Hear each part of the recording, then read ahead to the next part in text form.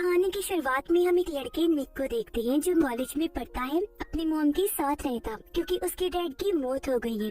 साथ ही वो काफी अच्छी अच्छी पोएम्स भी लिखता है, अक्सर कुछ पोएम्स बेच के दिया करता है। कॉलेज में उसका एक दोस्त होता है। जब वो बाथरूम में था तो कुछ लड़के आकर उसे मारने लगते हैं। जहाँ तभी उन लड़कों की हेड एक लड़की वहाँ पर आ जाती है जिसका नाम एनी था। एनी हर गलत काम करती है, जैसे चोरी, नशा बेचना और इस तरह के काम। ये लड़कों की तरह रहती है। यहाँ वो इसीलिए आई क्योंकि उसे निक के दोस्त से पैसे लेने हैं। पर अब जब उसने पैसे मांगे तो निक का दोस्त कहता है कि मेरे पास पैसे नहीं है, इसीलिए एनी के साथ ही उसे और मारने लगे। वो फिर निक के दोस्त को कहती है कि अगर मेरे पैसे तुमने ना दिए तो मैं तुम्हारा क्या हशर करूंगी, ये तुम सोच लेना। जब कैंटीन में आया तो यहाँ निक भी बैठा हुआ था। उसकी हालत देखकर निक समझ गया कि एनी और उसके साथियों ने इसे काफी पीटा है। वो अब एनी के पास गया जो उसी कैंटीन में बैठी हुई थी। पूछता है कि मेरे दोस्त ने कितने पैसे देने हैं तुम्हारे। जब एनी ने कोई जवाब ना दिया तो कुछ पैसे वो टेबल पर रख के पूछता है कि ये काफी है। तब हल्की सी आवाज में एनी बोलती है अपने काम से काम रख। निक को बुरा लगा, इसलिए पलटकर उसने भी कहा कि तुम एक टूटी हुई बिगड़े लड़की हो, साथ ही लूजर भी।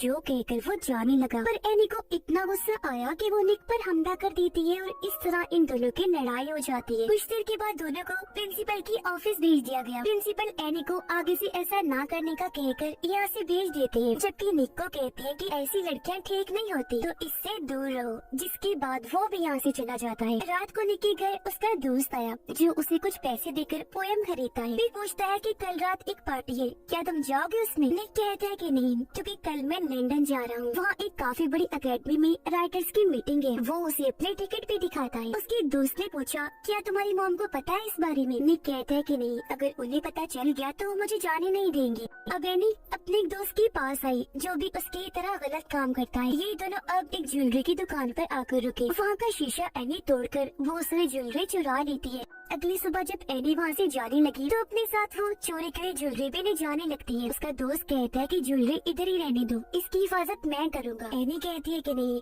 तुम इसकी हिफाजत नहीं कर सकते, ये मेरे साथ ही रहने दो। जो कहकर वो यहाँ से चली गई। इस पर उसके दोस्त को बहुत गुस्सा आया। वो पुलिस को कॉल करके सब कुछ बता देता है। कॉलेज में आने के बाद एनी वो ज्वेलरी अपने लॉकर में रखने लगती है, पर उसे ऐसा करते हुए निक के दोस्त ने देख लिया था। थोड़ी देर के बाद यहाँ पुलिस आ गई। जब उन्होंने एनी के लॉकर की तलाशी ली तो उन्हें वो ज्वेलरी मिल जाती है, इसीलिए वो एनी को गिरफ्तार करके ले जाते हैं। पर क्योंकि वो स्टूडेंट थी तो जल्दी उसे छोड़ दिया गया।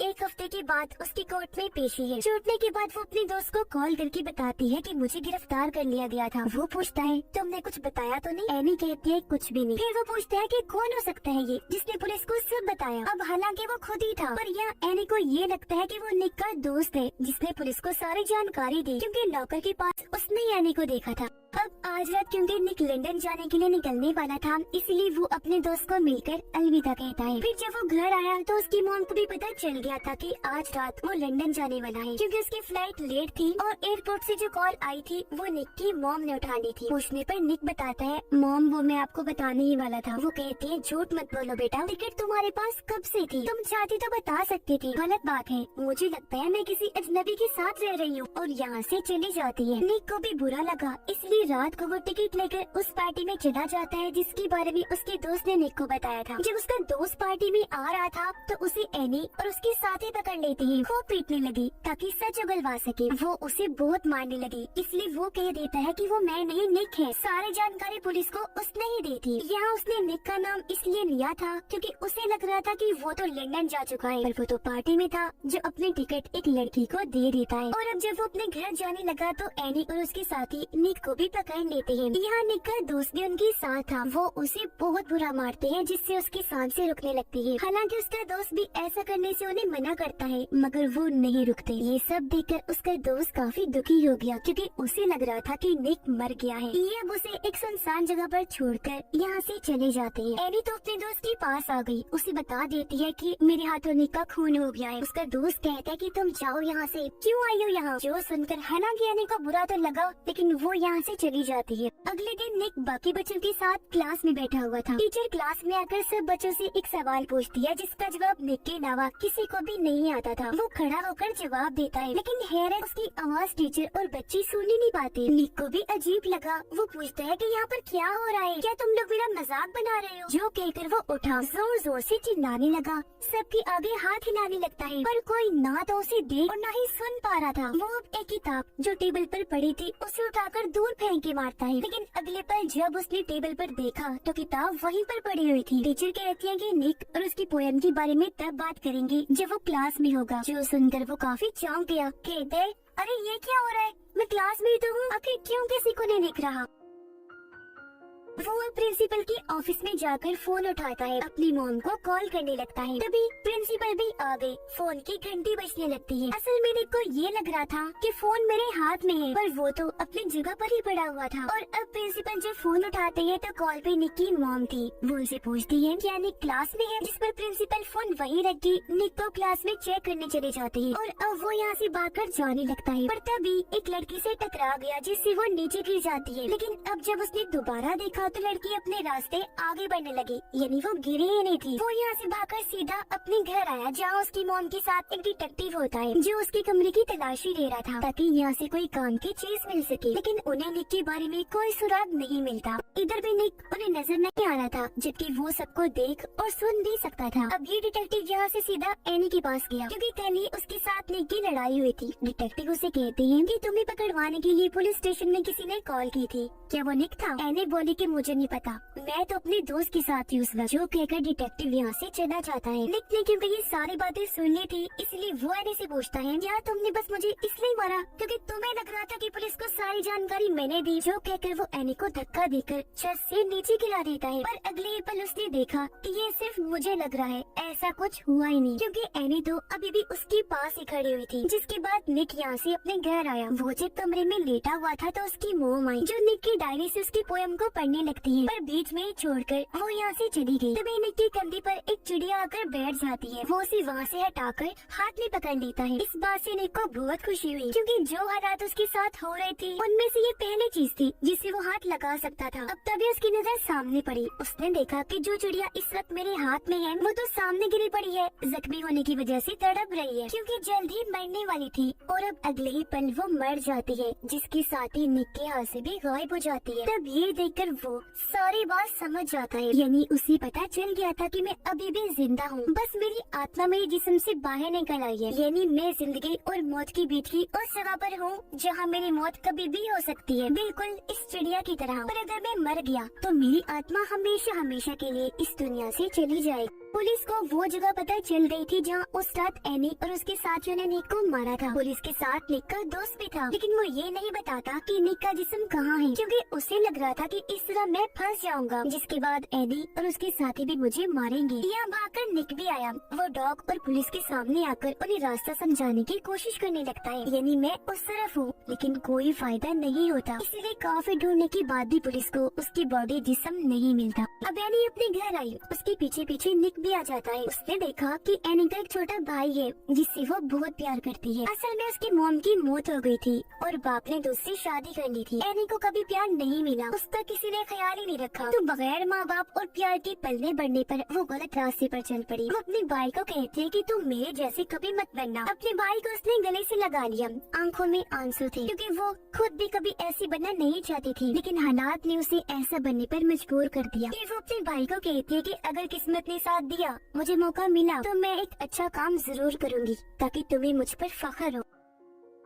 अब एनी के उसी दोस्त के पास डिटेक्टिव आया। कहता है कि उस रात एनी ने तुम्हें जेल से कॉल की थी जब उसने ज्वेलरी चुराई, तो क्या उस रात वो तुम्हारे साथ थी? जिस पर वो किसी मुसीबत में ना फंसे, इसलिए ना चाहते हुए भी उसे इस केस में आना पड़ता है। वो निक के दोस्त को अगवा करके उससे पूछता है कि बताओ तुमने निक की बॉडी को कहाँ रखा है, जिस पर निक का दोस्त उसे उस जगह पर ले जाता है। तब एनी का दोस्त बॉडी को वहाँ से कहीं और शिफ्ट करवा देता है, ताकि अगर पुलिस को कोई बताना भी चाहे तो पुलिस को कभी भी बॉडी ना मिले। जिसके बाद वो एनी को मारने का प्लान बनाता है। वो उसे मिलने के लिए बुलाता है। इससे पहले वो उसकी जान लेता, एनी गन छीनकर उसे पर तान देती है। तभी यहाँ पुलिस भी आ गई। तब सही सलामत एनी यहाँ से निकलने में कामयाब रही। वो जब भाग रही थी तो निक उसे कहता है, मत भागो एनी, वो तुम्हें पकड़ लेंगे। जाएंगे। तो पलटकर एनी कहती है कभी नहीं और यहाँ से भाग गई। ये सुनकर निक को काफी हैरत हुई क्योंकि एनी उसे सुन सकती थी। और अब जब वो बैठी थी तो निक उसके पास आकर कहता है कि मैं जानता हूँ एनी, तुम मुझे सुन सकती हो, मैं नहीं तुम्हारे आस पास ही हूँ क्योंकि मैं अभी जिंदा हूँ, बच सकता हूँ, तुम बस पुलिस को बता दो कि मेरी बॉडी कहाँ है। अपने किए पर एनी उससे माफी मांगती है, फिर उसे वहाँ ले जाने लगी जहाँ इन्होंने निक की बॉडी को रखा था। पर जाहिर है इधर वो नहीं थी क्योंकि एनी के दोस्त ने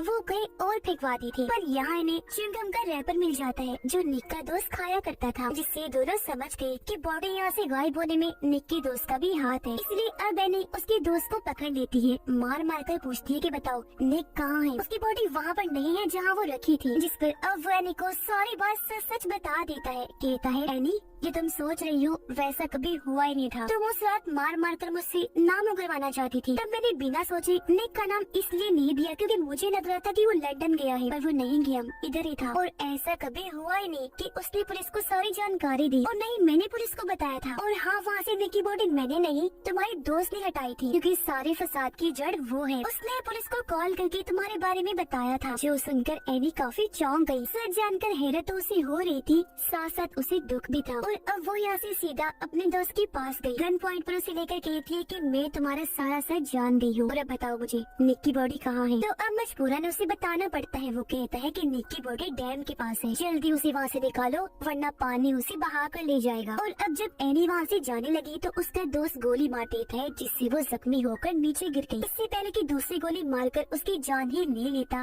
एनी उसे शूट करके नीचे फेंक देती है और यहाँ से भाग गई। वो अब पुलिस को कॉल करती है, कहने लगी कि अब तुम लोगों को मुझे ढूंढने की जरूरत नहीं है, मैं यहाँ से जा रही हूँ। और हाँ बस मेरा एक काम कर देना, मेरे कॉलेज के लॉकर में कुछ पैसे रखे हैं, वो बस मेरे छोटे भाई को दे देना। साथ ही निक जिंदा है, उसकी बॉडी डैम के पास है। उधर निक जब अपने दोस्त के पास था देखता है कि मेरे दोस्त को शर्मिंदगी हो रही है। उसे लग रहा है कि आज अगर निक इस दुनिया में नहीं है तो ये मेरी वजह से है, इसलिए वो जहर खा लेता है। हालांकि निक ने उसे काफी मना किया पर वो उसे सुन ही नहीं सकता था। और अब जब उसकी हालत खराब होने लगी तो उसके दोस्त की आत्मा बॉडी से निकलकर बाहर आ जाती है, जिसे अब निक देख सकता था। और वो निक को यहाँ तभी उसके दोस्त की मॉम डैड आई। उन्हें भी पता चल गया था कि हमारे बेटे ने जहर खा लिया है, पर उसकी हालत इतनी बुरी नहीं थी। निक डैम के पास पहुँच गया, जल्दी उसे अपनी बॉडी मिल भी जाती है और तभी डैम से भी पानी आना शुरू हो जाता है। इसीलिए वो अपनी बॉडी को उठाकर ले जाने लगा, लेकिन वो खुद अपनी बॉडी को नहीं उठा सकता था। वो मदद के लिए चिल्लाता है पर कोई भी उसकी आवाज को नहीं सुनता, आस पास कोई था भी नहीं। और अब तभी यहाँ डिटेक्टिव निक की मॉम और बाकी सब भी आ जाती है। पुलिस ने डैम बंद करवा दिया। जैसे उसकी बॉडी मिली फौरन उसे हॉस्पिटल ले जाती है, लेकिन उसकी हालत बहुत ज्यादा खराब थी। उधर एनी भी पुलिस से बचते हुए किसी तरह हॉस्पिटल पहुँच जाती है, जब उसके साथ साथ निक की आत्मा भी थी। इससे पहले एनी अंदर जाकर निक से मिल पाती, वार्ड के बाहर जहाँ निक की मॉम बैठी थी वो उसे देख लेती है। उन्हें गुस्सा तो था ही, इसलिए वो एनी के मुँह पर जोरदार थप्पड़ मार देती है। कहने लगी कि आज निक की जो भी हालत है तुम्हारी वजह से है। निक को बुरा लगा, वो जोर से चिल्लाते हैं मॉम ये आप क्या कर रही हैं? पर मॉम ने नहीं सुना। एनी कहती है कोई बात नहीं निक, वो तुमसे प्यार करती है इसीलिए गुस्सा है। निक की मॉम पूछती है ये तुम क्या कह रही हो? तो वो बता देती है कि निक यहीं पर है मेरे आसपास। निक की मॉम कहती है मगर मुझे तुम्हारी बातों पर यकीन नहीं है, अगर तुम सच कह रही हो तो साबित करो। तब निक एनी को कहता है कि मॉम को बताओ कि मेरे गायब होने के बाद आप मेरे कमरे में आई, आपने मेरी डायरी से जिंदगी में पहली बार मेरी पोएम पढ़ी, फिर उसे बीच में अधूरा ही छोड़कर यहाँ से चली गई क्योंकि आप वो पढ़ के जज्बाती हो गई थी। और अब एनी के जरिए निक अपनी मॉम को कहता है कि आपने डैड के गुजर जाने के बाद कितना बुरा टाइम देखा, मैं उसे कभी नहीं समझ पाया मगर